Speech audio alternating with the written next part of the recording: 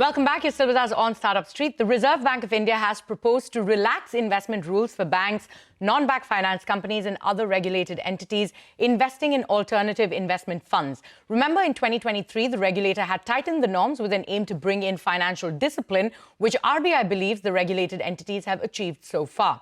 To understand the positives of these tweaks in AIF norms, Parikshit Luthra speaks to Gopal Srinivasan, the MD and chairman at TVS Capital Funds. Take a look. I think we should step back and see this in the context of what I see as a new regulatory environment. Starting this time in the budget, when both the chief economic advisor and the finance minister, for the first time at least that I can recall, made the statement, deregulation is a driver of growth.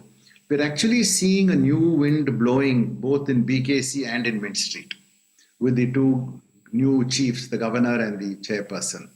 I believe that this transformative, bold step by Governor Sanjay Malhotra is a representative of that. Let's remember that it was only some time ago where he talked about the need for a new way of announcing policies. He said first a draft policy should be announced. Then he said basically there should be a consultation and only then the final policy should be announced. There should be no, as they called it, midnight bombs that suddenly appear in the form of policy. So I think that is a fantastic move and I see that wind of change blowing. Coming specifically to this, what can we say? It is not only a great welcome change at a time when only 30% of AIF money is domestic as per the SEBI record.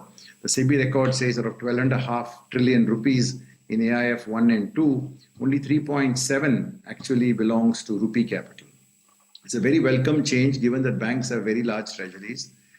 And the way it is being done is even more welcome change. It has got two very interesting elements. First is it actually records the fact that VCPs need compulsorily convertible debentures and CCPSs. I know this sounds very detailed, but these are the tools of our trade for future price discovery.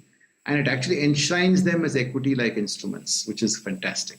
The second important thing it does is by keeping a certain cap, and obviously we think the cap can be higher, it basically makes it self-regulatory. If only 15 or 25% of the investors are from regulated entities of the RBI, the assumption is the other 75% of the investors will ensure that nothing is done in the fund, which will be like, yesterday once more, where basically there was some evergreening through round tripping done by certain entities.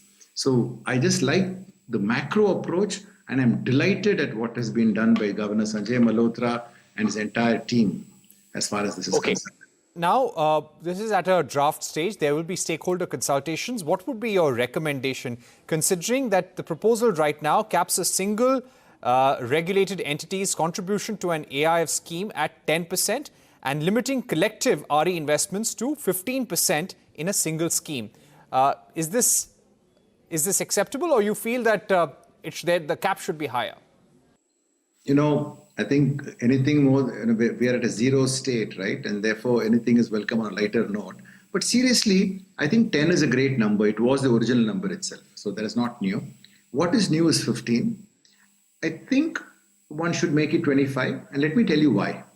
In a AIF, most significant changes in AIF require a 75% of investors by value to come and vote.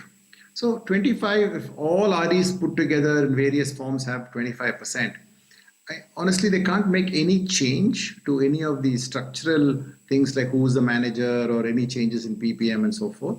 And I think that should give a huge amount of comfort for basically the Reserve Bank. So I would recommend 25 if they are willing to look at it. So other than that, I would say it's really well drafted, no shortcomings, just that 15 can probably make 25. So what the industry, I think, like last time, in fact, I would not take any credit for what I did. I just went as part of the Indian Venture Capital Association's delegation and met the governor and met the other officials.